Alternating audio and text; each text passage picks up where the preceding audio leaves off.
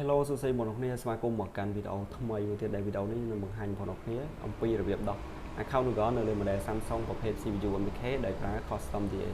ឥឡូវខ្ញុំមាន Samsung ប្រភេទ tablet មួយដែលខ្ញុំបាន check read info មុនធ្វើវីដេអូឃើញថាវាជាប្រភេទ CPU MK ហើយមាន custom DA ដែលបងប្អូនអាចធ្វើបានបើសិនជាបងប្អូនមើលព័ត៌មាននៅលើទូរស័ព្ទដូចទៅនឹងអ្វីដែលខ្ញុំកំពុងបានបង្ហាញគឺយកវីដេអូនេះជាគំរូបានអូខេតោះឥឡូវខ្ញុំ connect Wi-Fi បង្ហាញបងប្អូនថាវាពិតជាជាប់ account ក៏មែនបន្តមកទៀតយើងត្រូវការ check លេខ model ឬក៏ព័ត៌មានហ្នឹងមុននឹងយើងធ្វើបានស្ទើរតែគ្រប់សេរីបងប្អូនត្រូវតែ check លេខ model ជាមួយសិនសម្រាប់ CPU សម្រាប់ model Samsung គឺយើងបើកវាចេញធម្មតាអញ្ចឹងហើយយើងដោតចូល computer មកនៅកន្លែង com នៅលើ unlock tool គឺវានឹង score ពីថា Samsung បែបនេះហើយយើងចូលកន្លែង Samsung ហើយចូល security ចូលពាក្យ function អត់ត្រូវការ select model ទេព្រោះយើងអត់ដឹង model ទេអញ្ចឹងយើងចុចពាក្យ read info កន្លែងនេះគឺសំដៅទៅលើអានព័ត៌មាននៅលើទូរស័ព្ទអ្វីដែលយើងមើលបានគឺលេខ model bit security និង CPU អញ្ចឹងលេខ model គឺនៅត្រង់នេះអញ្ចឹងបងប្អូនយកលេខ model ហ្នឹងមកវាយនៅក្នុងកន្លង search មកហើយខ្ញុំកំពុងជួបនោះគឺ x 110 x 110អញ្ចឹងខ្ញុំឃើញថាខ្ញុំមានហើយ MT នេះគឺសំដៅទៅលើ CPU MTK ហើយនៅខាងលើបងប្អូនឃើញមានពាក្យថា preload custom DA គឺបងប្អូនអាចបិទទូរស័ព្ទបុកដកដល់ដូចចូលឬក៏ចាក់ test point ក៏បានដែរប៉ុន្តែយើងបុកដកដល់ដូចចូលទៅមិនស្រួលជាងមិនយ៉ាងអញ្ចឹង preload ហ្នឹងគឺ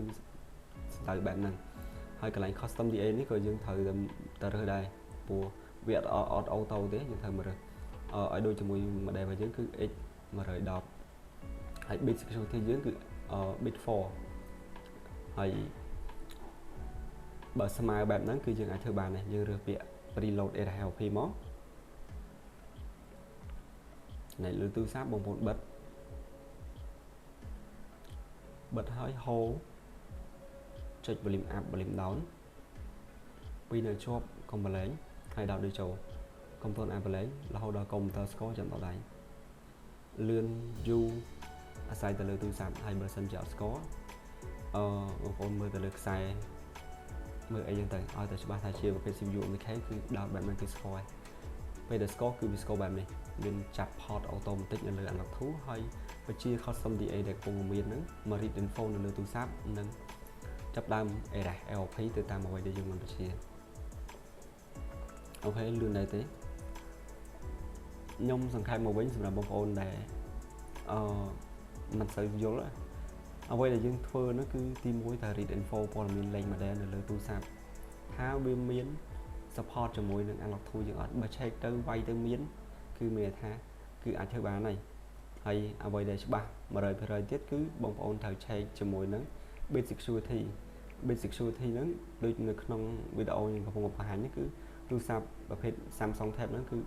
S4 ឬគេហៅថា bit 4ឬអ្នកខ្លះទៀតថា U4 អញ្ចឹងអាពាក្យហ្នឹងគឺតែមួយទេសំខាន់អាលេខហ្នឹងវាស្មើគ្នាឬក៏ unlock tool យើងខ្ពស់ជាងអត់បើ unlock tool យើងខ្ពស់ជាងគឺយើងអាចធ្វើបានបើស្មើគ្នាក៏ធ្វើបានដែរកុំឲ្យតែទូរស័ព្ទខ្ពស់ជាងunlock tool យើងកំពុងមានអាហ្នឹងមិនយើងធ្វើបានអូខេកន្លែងនេះខ្ញុំឃើញបងប្អូនច្រើនដែរអត់សូវយល់ហើយក៏មិនអីដែរបងប្អូនបើសិនជាអត់យល់ក៏កុំតានតឹងពេកមួយទៅបងប្អូនគាត់ថាមិនយល់សួរខ្ញុំទៅហើយព្យាយាមធ្វើម្ដងមួយទៅយូរយល់ហើយខ្ញុំអត់នេះទេខ្ញុំអត់ដាក់សម្ពាធទេមិនថាបងប្អូនមើលវីដេអូត្រូវឲ្យយល់អត់ទេសំខាន់បងប្អូនចាប់បានខ្លះនៅក្នុងវីដេអូក៏បានដែរនេះសមអញ្ចឹងខ្ញុំប្រើបន្ថែមហើយនឹងខ្ញុំចូលទៅជួយបងប្អូនអូខេវីដេអូគឺខ្លីដែរទេហើយគឺខំថាបងប្អូនមើលទៅយល់ជួបខ្ញុំទៅវីដេអូក្រោយទៀតបាយបាយ